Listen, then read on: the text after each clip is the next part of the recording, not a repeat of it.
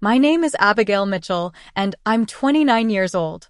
The day my brother Ethan and I both got our Stanford acceptance letters should have been the happiest day of my life. Instead, it became the moment I truly understood where I stood in my family. My parents celebrated his achievement with champagne. Mine barely warranted a nod. What they didn't know was that 4 years later, at graduation, I would make their faces turn pale with what I had accomplished despite them, not because of them. Before I dive into how my parents' favoritism shaped my life, let me know where you're watching from and subscribe if you've ever felt overlooked by the people who should have supported you most. I grew up in a beautiful colonial house in Wellesley, a wealthy suburb of Boston. From the outside, we looked like the perfect American family. My father, Richard Mitchell, was a successful corporate attorney at one of Boston's prestigious firms. My mother, Diana, worked as a pediatrician at a private practice. We had the nice house, the vacations to Martha's Vineyard, and all the trappings of upper-middle-class success. But inside those perfectly painted walls, there was an imbalance that defined my childhood. My brother Ethan was born 2 years after me. From the moment he could walk and talk, it was clear he was the golden child. He was naturally athletic, outgoing, and had that easy charm that made adults smile. I was quieter, more introspective, and found my joy in books and learning. These differences shouldn't have mattered, but somehow they became the foundation for years of disparate treatment. I first noticed something was off when I turned 8. My birthday party was a simple affair with just a few friends from school, a store-bought cake, and some streamers my mom put up that morning. 2 months later, Ethan turned 6, and my parents transformed our backyard into a mini sports carnival with 3 different bouncy castles, a hired clown, and personalized party favors for 30 kids. When I asked my mother why Ethan's party was so much bigger, she patted my head and said, "Ethan needs more social interaction, sweetie. You're happy with just your few close friends, right?" This pattern continued at Christmas. While we both received gifts, Ethan's pile was always noticeably larger. When I was 12, I wanted a microscope I'd seen in a science catalog. Instead, I got clothes and books, while Ethan received the new PlayStation he wanted. My father justified this by saying, "We need to encourage Ethan's interests. You already love reading and do well in school without extra motivation." Despite the lack of encouragement, I excelled academically. I was consistently at the top of my class, bringing home perfect report cards that were glanced at and placed on the refrigerator without comment. Meanwhile, Ethan's B in math warranted a celebratory dinner out because he tried so hard and improved from his last C. The one person who did notice and celebrate my achievements was my maternal grandmother, Eleanor. She lived about an hour away, and our Sunday visits to her house became my sanctuary. Grandma Eleanor had been a high school chemistry teacher before retiring, and she recognized my intellectual curiosity. While my parents were often busy with Ethan's sports games, Grandma would take me to museums, buy me books about women scientists, and listen intently when I talked about what I was learning. "You have a brilliant mind, Abby," she would tell me, using the nickname only she called me by. "Don't ever let anyone dim your light." Those words became my mantra through the harder times. When I turned 15, Grandma Eleanor gave me a beautiful journal bound in blue leather. Inside the cover, she had written, "For Abigail, who will change the world someday. Write down your dreams here, then go make them happen." I filled that journal with my hopes, frustrations, and eventually, my college plans. The most blatant display of favoritism came when we turned 16. For Ethan's 16th birthday, my parents surprised him with a brand new Jeep Wrangler, complete with custom wheels and a sound system. It was parked in the driveway with a giant red bow when he came home from school. The video of his reaction even went viral in our community after my mother posted it online. When my 16th birthday had come around 2 years earlier, I received a card with $200 and a note saying, "Toward your future car fund." I ended up working 20 hours a week at the local library and another 10 at a coffee shop to save enough to buy a used Honda Civic by the time I was 17. When I finally parked my car in the driveway, purchased entirely with my own money, my father's only comment was, "Make sure you're doing regular oil changes. I don't want to have to deal with any mechanical problems." The constant disparity created a strange mix of resentment and determination within me. I loved my brother. The favoritism wasn't his fault, but I couldn't help feeling invisible in my own home. I channeled that frustration into my academics and extracurriculars, telling myself that one day I'd prove my worth so undeniably that even my parents would have to acknowledge it.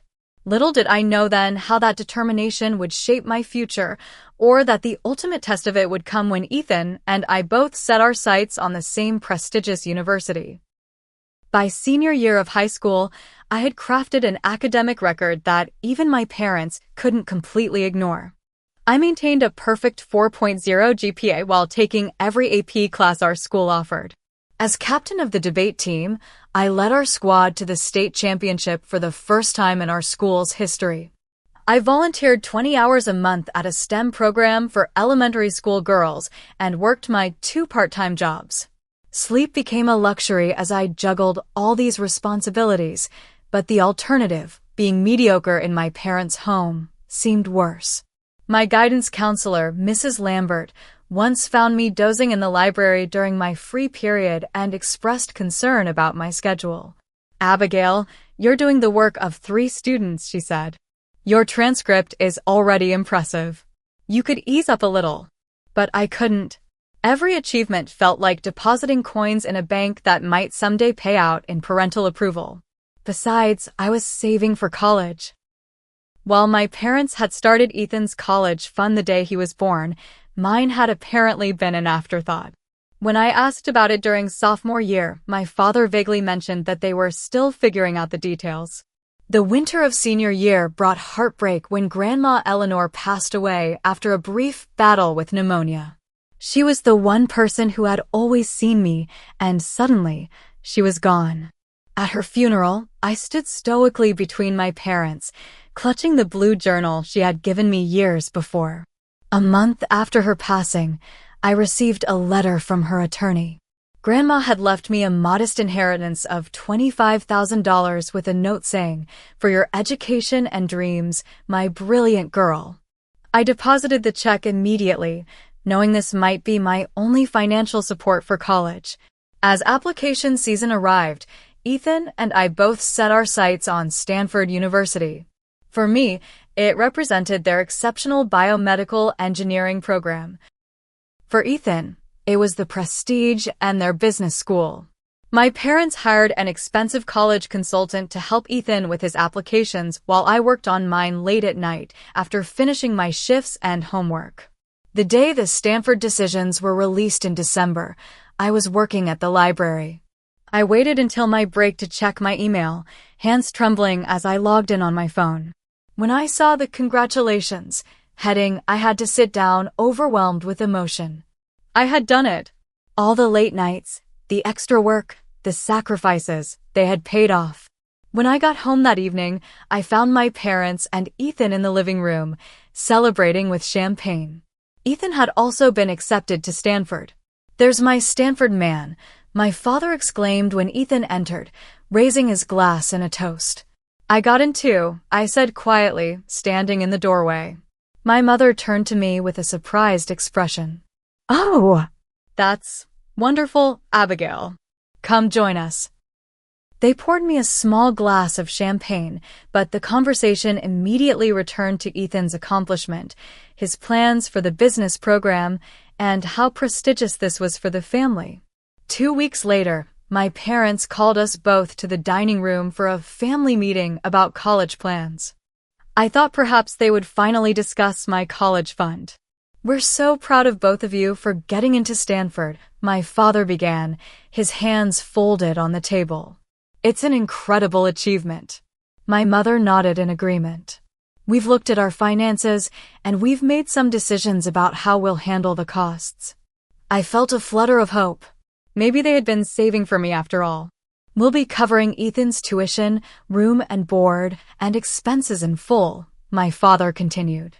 For Abigail, we've looked into some loan options you can apply for, and with your grades, you should qualify for some scholarships. The room seemed to tilt sideways. What? I managed to ask. You're paying for Ethan's education, but not mine? My mother had the decency to look uncomfortable. Honey, we only have so much set aside for education expenses. Ethan's business degree will set him up for a lucrative career. It's a sound investment. And my biomedical engineering degree isn't? I countered, my voice rising. My father frowned. Abigail, you've always been self-sufficient. You have your grandmother's money, and you're good at securing opportunities for yourself. Ethan needs more support to succeed. Just say it, I said, my voice cold with realization. Just say what you really mean. Fine, my father replied, his patience visibly thinning. Ethan deserves it more. He's going to do something important with his life. You've always had your head in the clouds with your science experiments. We're being practical. The words hit me like physical blows. In that moment, the last tiny hope I'd harbored that they might someday see me, truly see me, evaporated. I looked at Ethan, whose expression showed discomfort, but not surprise. He had known the score all along, too. I stood up from the table. Thank you for making things clear, I said, my voice steady despite the storm inside me. I accept your decision, and I'll figure out my own path. I always have. That night, as I lay in bed staring at the ceiling, I made a vow to myself. I would go to Stanford. I would excel beyond anyone's expectations. And someday, I would make my parents regret every dismissive word, every overlooked achievement, and every dollar they had withheld while lavishing support on my brother. I just didn't know then exactly how I would do it. Arriving at Stanford's campus that fall was both exhilarating and terrifying. While Ethan moved into his dorm with our parents' help, new bedding, a mini fridge, and a generous monthly allowance, I arrived with 2 suitcases and Grandma Eleanor's inheritance carefully budgeted to stretch as far as possible. My financial aid package covered about 60% of my tuition, and I'd secured a modest scholarship. The rest would come from loans, my inheritance, and whatever I could earn. Within my first week, I secured a job at the campus library working 15 hours a week. By week 2, I'd added another 10 hours waiting tables at a restaurant just off campus. Even with these jobs, I calculated I would deplete my inheritance by junior year. I selected the cheapest meal plan and the most affordable dorm option. My roommate, Jessica, came from a wealthy family in Los Angeles and seemed bewildered by my constant work schedule. Don't your parents help at all? She asked one night as I returned from a late shift, exhausted but still facing hours of homework. They believe in self-sufficiency, I replied, the explanation I'd crafted to avoid the pitying looks the truth would bring. Meanwhile, Ethan pledged one of the prestigious fraternities, his dues and social expenses covered by our parents' monthly deposits. Occasionally, I'd see him at campus events, tan and carefree, surrounded by friends. He wasn't a bad student, but he approached college as much for the experience as the education. His schedule allowed for parties, intramural sports, and spring break trips to Cancun. Mine consisted of classes, work, study, repeat. Despite these challenges, I excelled academically. The biomedical engineering program was rigorous, but I thrived in its intensity. By the end of freshman year, I had the highest GPA in my cohort and had secured a coveted undergraduate research position for the summer. My parents called occasionally, primarily to check on Ethan, but including perfunctory questions about my studies. When I mentioned my research position, my mother said, "That's nice, dear. Did we tell you Ethan's been selected for a business leadership retreat in Napa Valley?" During sophomore year, I met Professor Rachel Bennett, who would become instrumental in my journey. A pioneering researcher in biomedical engineering with a focus on early cancer detection, she noticed my work in her advanced cellular engineering class. Ms. Mitchell, your analysis of the membrane permeability factors was graduate-level work, she told me after class one day. Have you considered applying to my research lab? Working in Professor Bennett's lab meant reducing my hours at the restaurant, stretching my budget even thinner. But the opportunity was too valuable to pass up. In her lab, I found not just a mentor, but a champion who recognized my potential. You have an exceptional mind and remarkable drive, she told me after I'd spent 3 consecutive nights perfecting an experimental protocol. But I worry about your pace. Even brilliant machines break down without maintenance. Her concern was warranted. The physical toll of my schedule was evident in the dark circles under my eyes, my perpetual coffee dependence, and the weight I'd lost because I often skipped meals to save money or time. The emotional toll was harder to quantify, but just as real: the isolation, the constant financial anxiety, and the lingering hurt of my parents' dismissal. I saw Ethan less frequently as our college years progressed. When we did connect, there was an unspoken tension. Once, during junior year, he stopped by my dorm unannounced, looking uncomfortable. Mom and Dad just deposited money for my semester abroad in Barcelona, he said, shifting his weight from one foot to another. I told them I thought it was unfair how differently they treat us. And? I asked, already knowing the answer. Dad said you've always been fine on your own, and that I shouldn't feel guilty for accepting opportunities. He paused. Are you really fine, Abby? It was the first time anyone in my family had asked that question. I almost broke down, almost let him see the exhaustion and hurt. Instead, I straightened my shoulders. I'm more than fine, Ethan. I'm excelling. And I'm doing it on my own terms. During winter break of junior year, I made the mistake of challenging my parents directly. We were having dinner at home, my father praising Ethan's business internship prospects, when I mentioned Professor Bennett had recommended me for a prestigious research fellowship. That's nice, my mother said, before turning back to Ethan. Now, about your summer housing allowance. Do you even hear yourselves? I interrupted, years of frustration boiling over. Do you realize you've never once asked about my research, my goals, or how I'm managing financially? My father set down his fork with that familiar look of irritation. Abigail, we've always respected your independence. If you wanted coddling, perhaps you should have chosen a less abstract path. Biomedical engineering isn't abstract, I said through clenched teeth. I'm working on technology that could detect cancer months earlier than current methods. How is that less valuable than a business degree? We're not having this discussion again, my father said firmly. We made our decisions based on what makes sense for this family. Not everything is about you.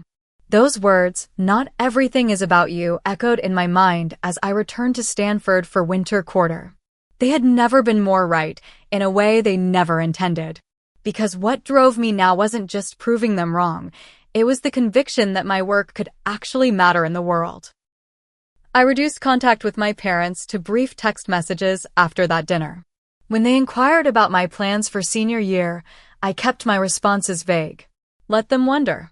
Let them assume I was merely surviving. They would learn the truth when I was ready for them to know it. And that moment would come at graduation. Senior year brought the convergence of everything I had been working toward. Professor Bennett selected me to lead a critical research project investigating a new approach to early cancer detection using nanoscale biosensors. The concept was revolutionary yet elegantly simple. Create a biosensor capable of detecting specific cancer markers in blood samples at concentrations thousands of times lower than current technologies allowed. If successful, it could enable cancer diagnosis months or even years earlier than existing methods, dramatically improving survival rates. The university provided basic funding, but it was minimal. Most established researchers thought our approach was too experimental, too risky. Professor Bennett believed in it and in me enough to allocate precious lab resources to the project. This is your baby now, Abigail, she told me, handing over the project documentation. I'll guide you, but you're the primary investigator. The responsibility was both terrifying and exhilarating. I reduced my library hours, surviving on ramen and coffee as I devoted every available moment to the lab. My typical day began at 5 a.m. with library work, followed by classes, then lab research until midnight or later. Sleep became a luxury I could rarely afford. The technical challenges were immense. Our first 3 prototype sensors failed completely. The 4th showed minimal sensitivity, but not enough for clinical relevance. Each failure required redesigning, rebuilding, and retesting, a cycle that consumed weeks of work and precious materials. By November, I was running on fumes and facing the very real possibility that the project might fail entirely. One night, after everyone else had left the lab, I sat staring at our latest disappointing results, too exhausted even for tears. My phone buzzed with a text from Ethan. Mom asking if you're coming home for Thanksgiving. What should I tell her? I hadn't even realized Thanksgiving was approaching. The thought of sitting at that dining table, hearing about Ethan's job offers while my research floundered, was unbearable. Tell her I have lab work, I replied, then turned back to my data. That's when I noticed something odd, an anomaly in the control samples. Our sensor wasn't failing. It was detecting something we hadn't programmed it to find. The realization hit me like an electric current. We needed to recalibrate our approach entirely. I worked through Thanksgiving break, sleeping on the lab couch. By December, we had a working prototype that could detect pancreatic cancer markers at concentrations 50 times lower than existing technologies. By February, we'd improved that to 200 times more sensitive and expanded to markers for 5 additional cancer types. Professor Bennett was ecstatic. This isn't just good research, Abigail. This could change oncology as we know it. We submitted our findings to the Journal of Biomedical Engineering Innovation and began the patent application process. Word of our breakthrough spread through academic circles, bringing attention from medical technology companies. Medinova, one of the largest medical technology corporations in the country, sent representatives to see our prototype in action. Their head of R&D, Dr. Marcus Whitman, observed our demonstration in silence, his expression unreadable. Ms. Mitchell, he said afterward, how soon could this technology be ready for clinical trials? With proper funding and a dedicated team? 18 months, I answered confidently. 2 weeks later, Medinova offered a partnership deal, $2.8 million in research funding, with potential royalties that could reach tens of millions if the technology succeeded commercially. They wanted me to lead the development team after graduation. Around the same time, I received notification that I'd been nominated for the Buchanan Innovation Award, one of the most prestigious honors for undergraduate scientific research in the country. Through it all, I told my parents nothing. When they asked about graduation plans, I gave minimal details. When they mentioned visiting campus for Ethan's graduation ceremony, I simply said mine would be the same day. Professor Bennett noticed my reticence to share my success. Your parents will be incredibly proud, she said one day as we calibrated the newest prototype. I adjusted a setting before responding. They've never been proud of my work before. I don't expect that to change. But this is extraordinary, Abigail. They'll have to recognize that. I smiled thinly. That's exactly what I'm counting on. As graduation approached, I coordinated with the University Communications Department, who wanted to highlight our research in the commencement materials. I made a special request, which they readily accommodated given the significance of the breakthrough. 1 week before graduation, I received confirmation that I had indeed won the Buchanan Award. The university president, Dr. Eleanor Parker, whose first name always reminded me of my grandmother, would personally recognize me during the commencement ceremony. Everything was in place. After years of struggle, dismissal, and determination, I was ready for my parents to finally see exactly what their abstract daughter had accomplished and exactly what they had failed to support.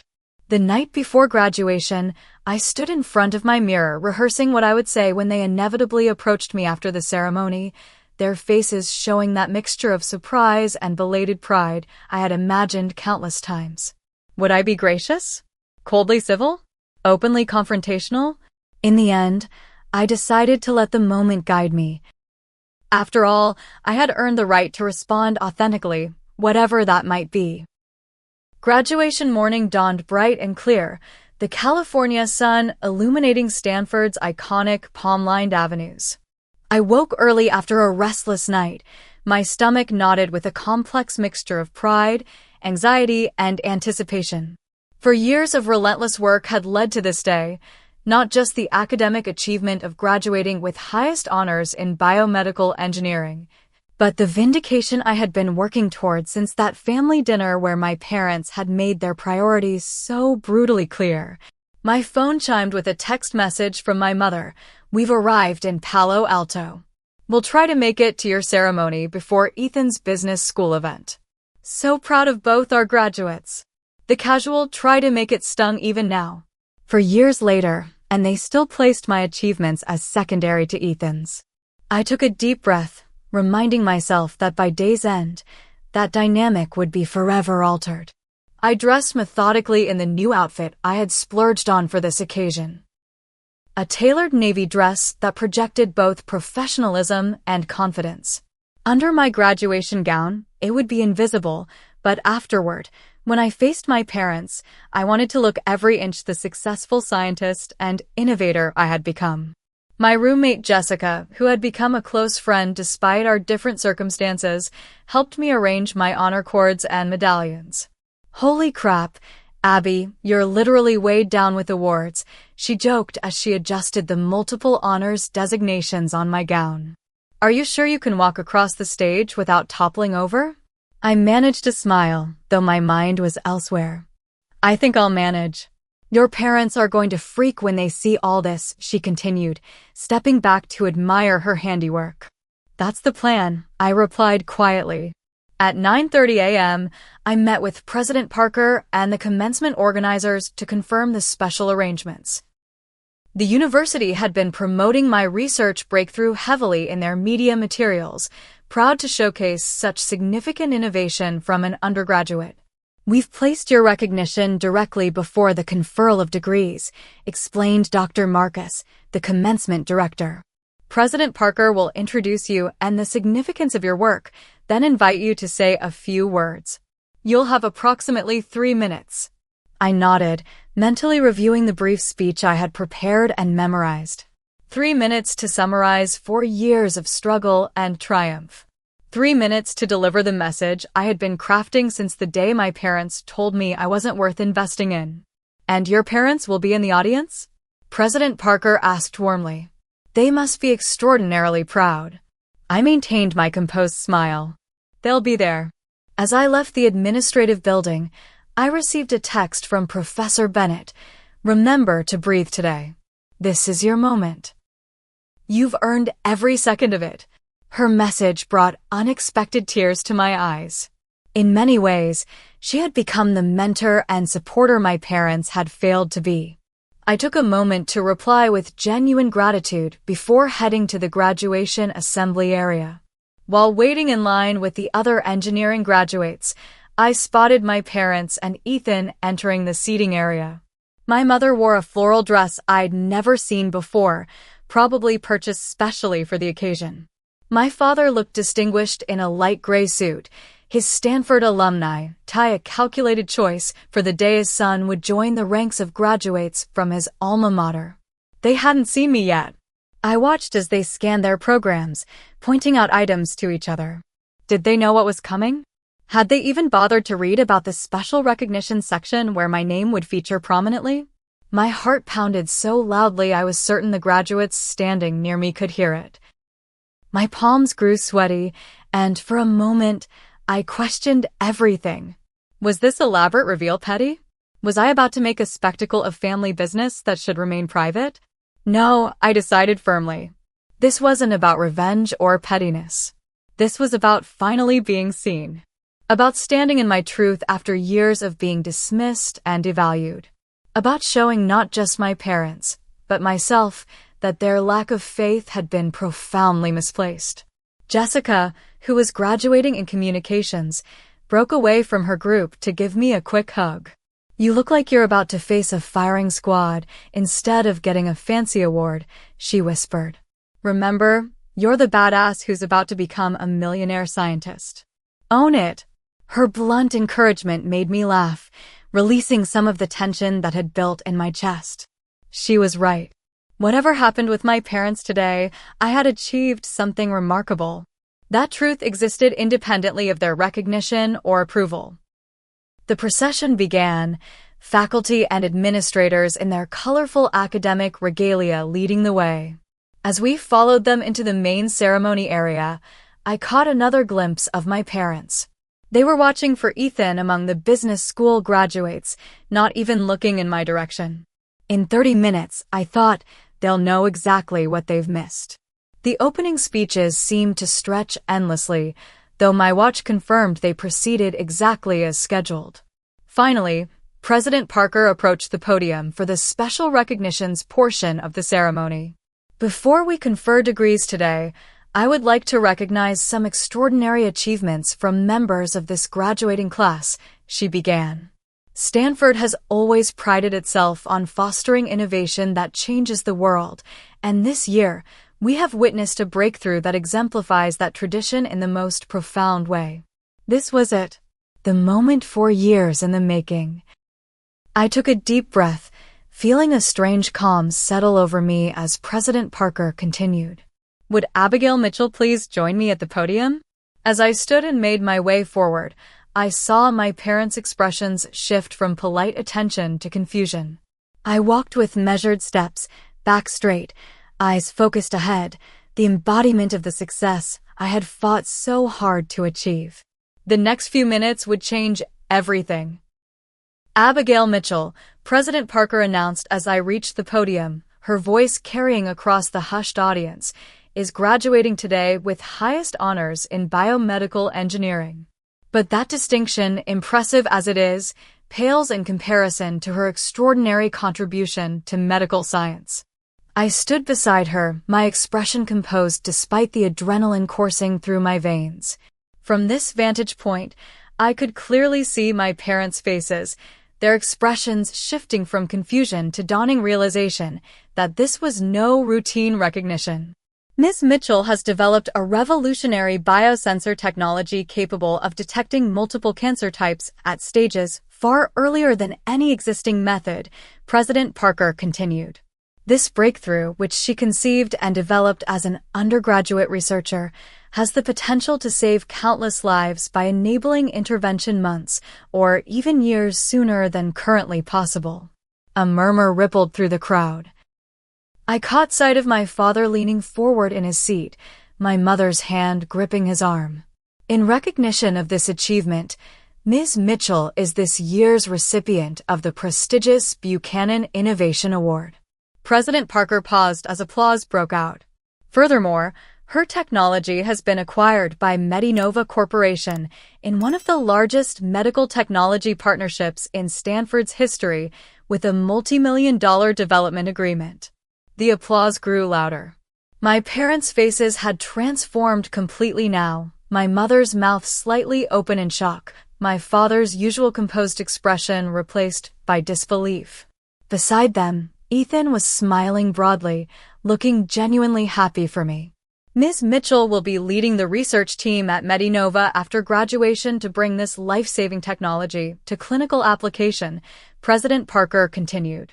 She exemplifies Stanford's mission of applying knowledge to the benefit of humanity. Ms. Mitchell, would you like to say a few words? I stepped to the microphone, the speech I had rehearsed countless times ready in my mind. Looking out at the sea of faces and directly at my stunned parents, I began. Thank you, President Parker. For years ago, I arrived at Stanford with determination and little else. Without family financial support, I worked multiple jobs while maintaining my studies and research.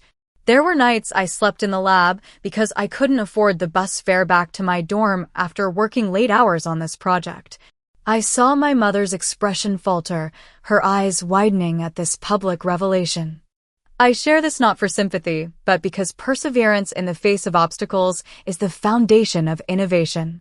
When people tell you your dreams are impractical, when they withhold support because they don't believe in your potential, you have two choices: accept their limitations or prove them wrong.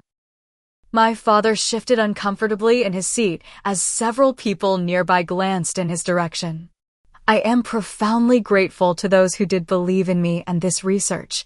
To Professor Rachel Bennett, who saw potential where others saw risk. To my research team, who dedicated countless hours to our shared vision. To this institution, which provided the environment where breakthrough innovation is possible. I deliberately did not mention my family, the omission hanging conspicuously in the air. This technology exists because I refuse to accept the narrative that my work wasn't valuable enough to support. Every cancer patient who benefits from earlier detection will be proof of what becomes possible when we pursue our purpose despite discouragement. I paused, making direct eye contact with my parents for the first time. The greatest discoveries often come from those who had every reason to quit but found the strength to continue. Whatever obstacles you face after leaving Stanford today, remember that determination can transform rejection into revolution. Thank you. The audience erupted in applause as I returned to my seat, many rising to their feet. Through the noise, I caught a glimpse of my mother wiping tears from her cheeks, my father sitting motionless beside her. The rest of the ceremony passed in a blur.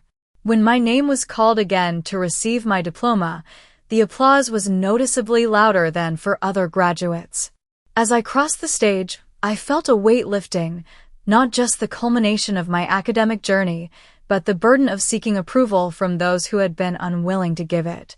After the ceremony concluded, I made my way through the crowd of well-wishers, accepting congratulations from classmates and faculty. Professor Bennett found me first, enveloping me in a warm hug. "That was quite a statement," she said with a knowing look. "Are you ready for what comes next?" Before I could answer, I felt a tap on my shoulder. I turned to find my parents standing there, Ethan slightly behind them.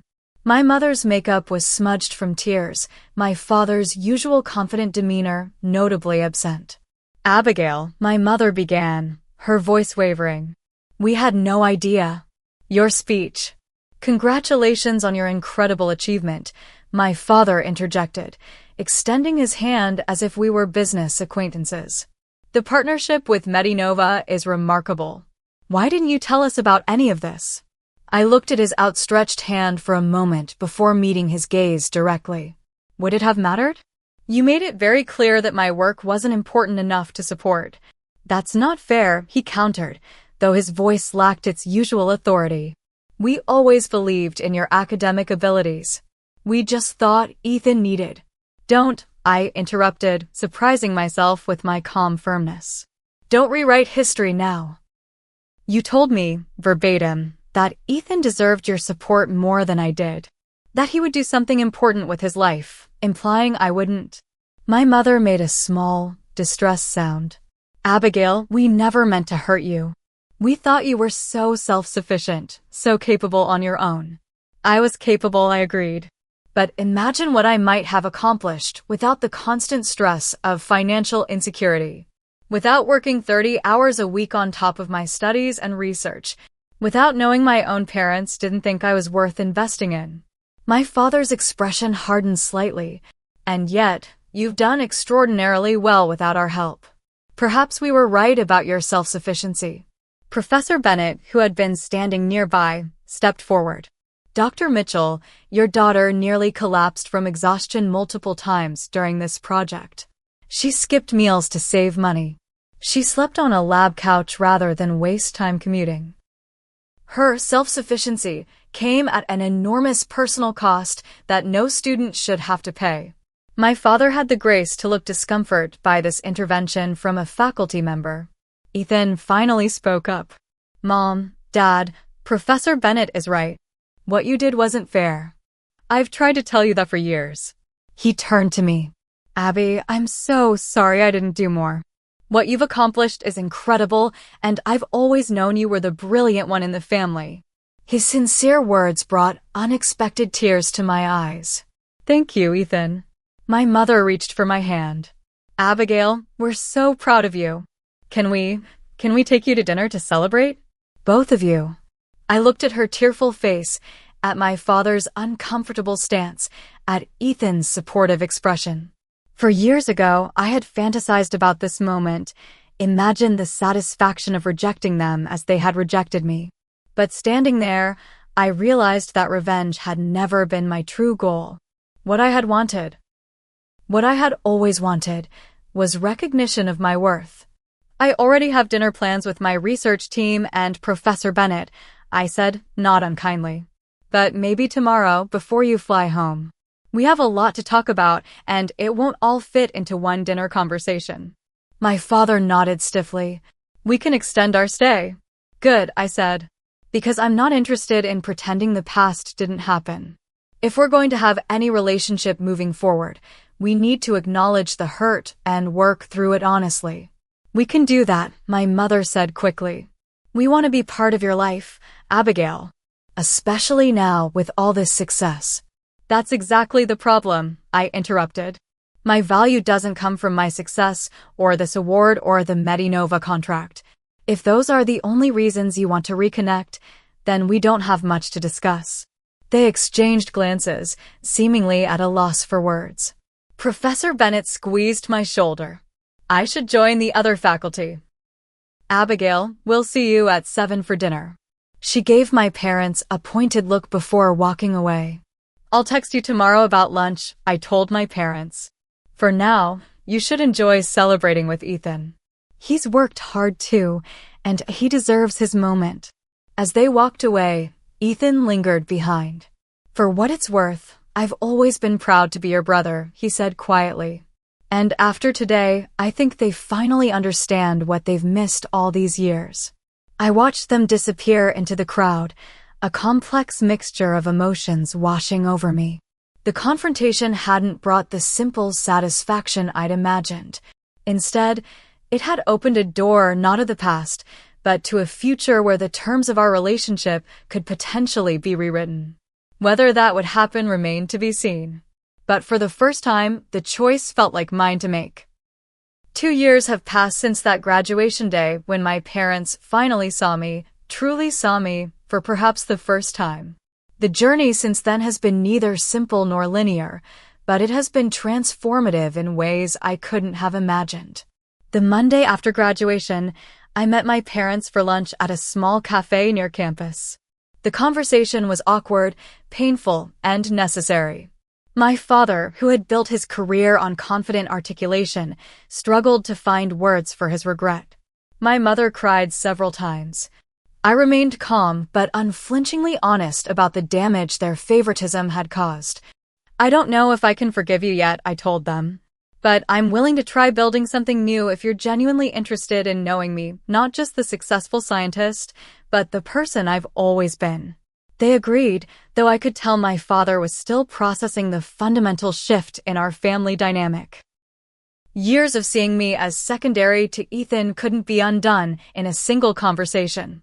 True to the plans announced at graduation, I joined Medinova as head of the biosensor development team.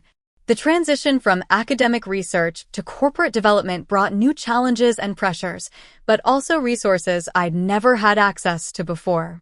With a dedicated team and proper funding, we made rapid progress, moving our technology through preliminary testing and toward clinical trials in 18 months rather than the projected 2 years. My sudden financial success felt surreal after years of carefully counting every dollar. My first major purchase was paying off my student loans, an immensely satisfying transaction that represented freedom from the burden I'd carried through college. The second was a comfortable condo in Palo Alto, my first real home that wasn't a temporary student dwelling. The relationship with my parents evolved slowly, tentatively. We established a routine of monthly video calls, which were initially strained but gradually became more natural.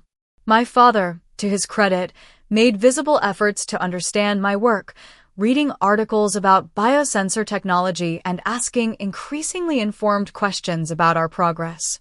My mother sent care packages to my office, something she'd never done during my college years. The first one made me cry, not because of its contents, but because of the note. I should have done this years ago. I'm sorry I failed you. Ethan and I grew closer, our adult relationship no longer shadowed by our parents' disparate treatment. He joined a venture capital firm in San Francisco, and we met for dinner every few weeks. During one of these dinners, he confessed something that shifted my perspective. You know, growing up as the favorite wasn't as great as you might think, he said, twirling pasta on his fork. There was this constant pressure to justify their investment in me, to be the success they expected.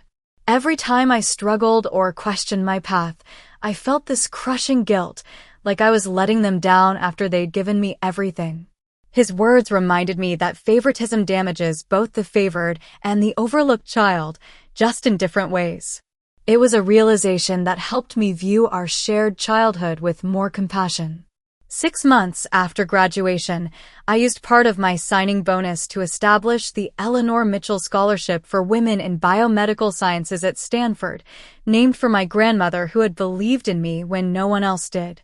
The scholarship specifically supports female students with financial need who demonstrate exceptional promise in biomedical research.